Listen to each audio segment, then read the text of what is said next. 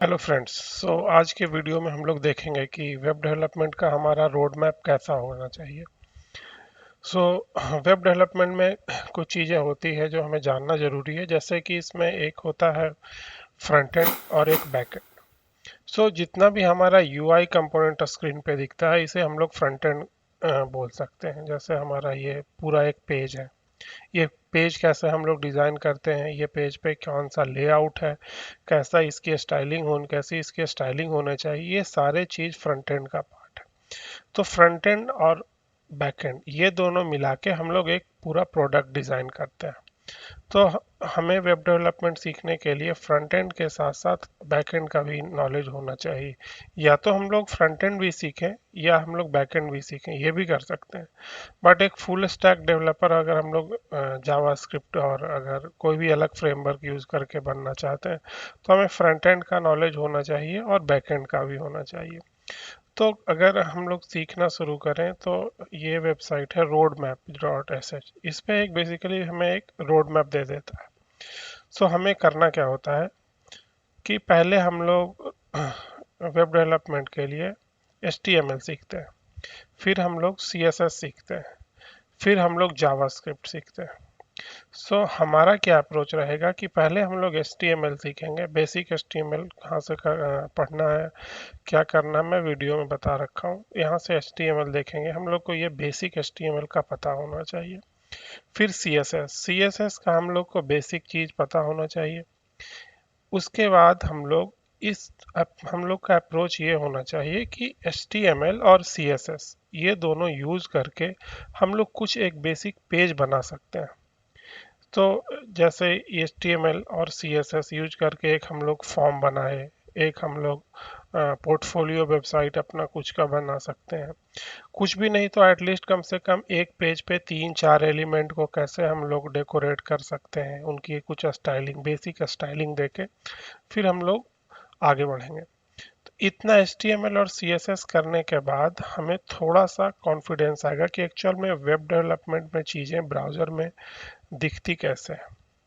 CSS में एक और चीज़ इम्पॉर्टेंट है जिससे हमारा CSS और भी अच्छा हो जाता है, इसकी एक लाइब्रेरी है बूटस्ट्रैप। हमें HTML सीखना है, CSS सीखना है और एक बूटस्ट्रैप की वेबसाइट है यहाँ पे। कल बूटस्ट्रैप जो है हमारा ये CSS की एक लाइब्रेरी है जिससे हमारा बहुत सा चीज़ बूटस्ट्रैप पहले से ही हैंडल करके आता है। रेस्पॉन्सिव डिज़ाइन, हम लोग कैसे कलर और भी बहुत सारी चीज़ें हैं, फॉर्म, HTML का अलग अलग फ्लेवर इसमें हमें मिल जाता है। उसकी सारी की स्टाइलिंग यहाँ पे रहती है। तो हम लोग को पहले HTML सीखना होगा, HTML के बाद बूट CSS, CSS के बाद बेसिक बूटस्ट्रैप।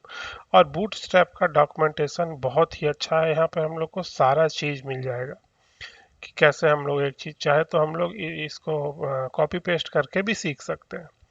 तो HTML, CSS और बूटस्ट्रैप ये तीनों के कॉम्बिनेशन से हम लोग को कुछ एक पेज बनाना होगा। कम से कम 3-4 पेज हम लोग बनाएंगे पहले।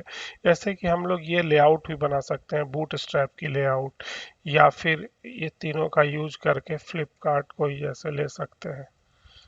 फ्लिपकार्ट,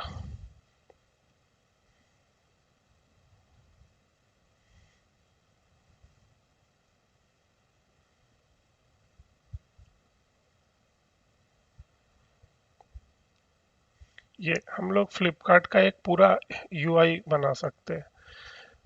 ये बनाने से ये होगा कि हमें बूटस्ट्रैप और HTML और बूटस्ट्रैप ये सारा चीज़ हमें क्लियर हो जाएगा ये सारा लेआउट बनाने के बाद। हाँ, इसमें कुछ टाइम लगेगा।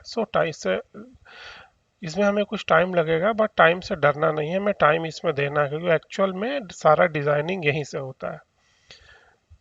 तो इस इतना करने के बाद और ये जैसे हम लोग सारा कंपोनेंट देख रहे हैं कि ये कैसे बना हुआ है, ये सारा, ये स्टाइलिंग, ये क्या है, ये सारा करने के बाद हम लोग को बूटस्ट्रैप का थोड़ा आइडिया लग जाएगा। और हम लोग सेम टाइम में एक पूरा पेज को डिजाइन करना भी सीख जाएंगे कि किस तरह से पेज डिजाइन होता है। तो ये जैसे एक ड्रॉप डाउन है, ये भी हम लोग बूटस्ट्रैप से अचीव कर सकते हैं। तो ये फ्लिपकार्ट का पेज है। ऐसे ही आप कोई भी ई कॉमर्स वेबसाइट जैसे बिग बास्केट, बिग बास्केट, हम लोग ये डिज़ाइन भी हम लोग बूटस्ट्रैप से हम लोग बना सकते हैं। तो बनाने से हमें ये आइडिया लग जाएगा कि ये इन सारे दो तीन अगर हम लोग बनाए तो हम लोग को ये आइडिया लग जाएगा कि ये सारा कंपोनेंट का एक्चुअल में नाम क्या है। जैसे मैं बता सकता हूँ कि ये कार्ड कंपोनेंट है, इसे हम लोग स्लाइडर कंपोनेंट बोल सकते हैं। तो ये सारा हमें आइडिया लग जाएगा। इतना करने के बाद, और इसे हमें जल्दी से नहीं करना, इसे हम लोग को थोड़ा टाइम देके करना होगा क्योंकि एक्चुअल में ये चीज़ हमें आगे बहुत हेल्प करेगी डिजाइनिंग में। इसके बाद आता है जावा स्क्रिप्ट का पार्ट। सो जावा स्क्रिप्ट में एटलीस्ट हम लोग को 1 महीने लगा देनी है। बेसिक ऑफ जावा स्क्रिप्ट सीखना है। जावा स्क्रिप्ट से हम लोग HTML कैसे मैनिपुलेट करते हैं ये सीखना है। इफ एल्स लूपिंग कंडीशन, अगर आप बिगनर हैं तो एक पूरा जावा स्क्रिप्ट, इसमें हमें 1 महीने लगभग लगा देनी है।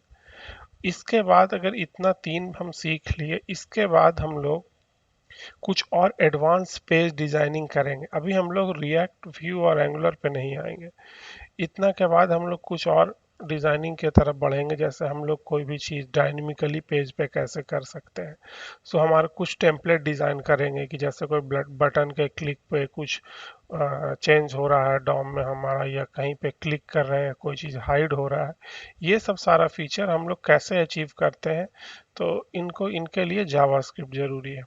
तो इतना के बाद हम लोग विथ जावास्क्रिप्ट एक दो तीन प्रोजेक्ट बनाएंगे HTML CSS और जावास्क्रिप्ट के साथ। इतना के बाद हम रिएक्ट पे स्विच करेंगे। और रिएक्ट सीखने में भी लगभग, अच्छे से हमें रिएक्ट सीखने में हम लोग को 1 महीना से ऊपर लगेगा। बेसिक बेसिक कॉन्सेप्ट रिएक्ट की वेबसाइट, या फिर आप कोई ट्यूटोरियल्स वगैरह भी आप देख सकते हैं जाके। रिएक्ट सीखने के बाद हमें करना क्या है कि कुछ बेसिक पेज डिज़ाइन करना है हमें। रिएक्ट के टर्म में उसे कंपोनेंट बोलते हैं। तो हम लोग कुछ एक बेसिक पेज डिज़ाइन करना होगा। H T M L CSS और रिएक्ट, इतना का यूज करके कम से कम हम लोग को 4 से 5 प्रोजेक्ट बनाना होगा, जिससे हम लोग जानेंगे कि over the behind the scene React कैसे काम करता है, और हम लोग रिएक्ट का यूज करके कैसे एक पेज बना सकते हैं। रिएक्ट में जो कंपोनेंट है, अलग अलग कंपोनेंट कैसे डिज़ाइन कर सकते हैं। इतना के बाद हमारा ये फ्रंट एंड का पार्ट क्लियर होता है। इसके बाद हम लोग और अपने इसको एडवांस में भी देख सकते हैं, कुछ रिएक्ट में भी और अच्छा कर सकते हैं। होप्स आपको ये वीडियो अच्छा लगा होगा, और आप इसी तरह फ्रंट एंड को सीखें। और इसमें टाइम भी लग सकता है, तो कोई बात नहीं, 2 से 3 महीने आप इसमें टाइम इन्वेस्ट